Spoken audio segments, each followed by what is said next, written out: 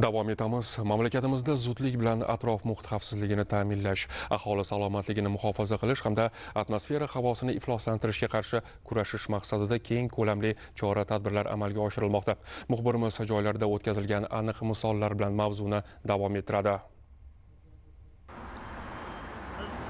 O'zbekiston prezidentining Toshkent shahrida ekologik vaziyatni yaxshilash bo'yicha kechiktirib bo'lmaydigan chora-tadbirlar to'g'risidagi farmonida Toshkent shahrida qurilish uchun ajratilgan 500 kvadrat metr va undan ortiq maydonlarda qat'iy belgilangan talablar asosida kompleks tekshiruvlar amalga oshirilishi belgilangan. Shunga ko'ra, mas'ullar tomonidan qurilish maydonlarida changlanishni kamaytirishga qaratilgan qo'shimcha profilaktik tadbirlar olib borilyapti. Xususan, qurilish obyektlarining yer maydonlarida suv sepish, avtotransport vositalarining shinalari va tegishli qismlarini yuvish, yuk mashinalarining qatnovini soat 8:00 dan 20:00 ga qadar cheklash kabi choralar bo'yicha doimiy nazorat o'rnatildi.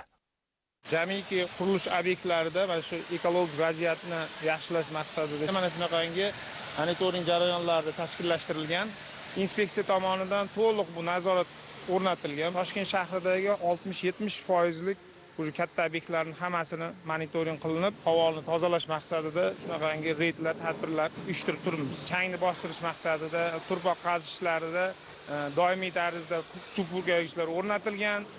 Shuningdek, poytaxt ko'chalarida atrof muhit ifloslanishi va changlanishining oldini olish maqsadida shahar obodonlashtirish boshqarmasi tomonidan maxsus texnikalar yordamida muntazam ravishda suv sepish ishlari olib borilmoqda.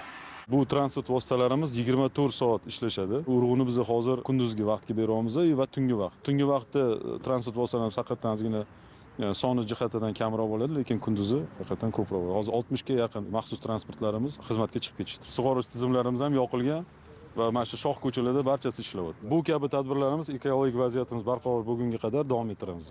Eslatib o'tamiz, ekologik nazorat tadbirlari davom etmoqda. Ishchi guruhlarning dastlabki o'rganishlari natijasida 38 ta huquqbuzarlik holati aniqlandi. Huquqbuzarlikka yo'l qo'ygan shaxslarga nisbatan jami 34,8 million so'm miqdorida ma'muriy jarima qo'llanildi. Shuningdek, atrof muhitga salbiy ta'sir ko'rsatgan va qonun talablarini buzgan obyekt faoliyati 10 kunga vaqtincha to'xtatildi.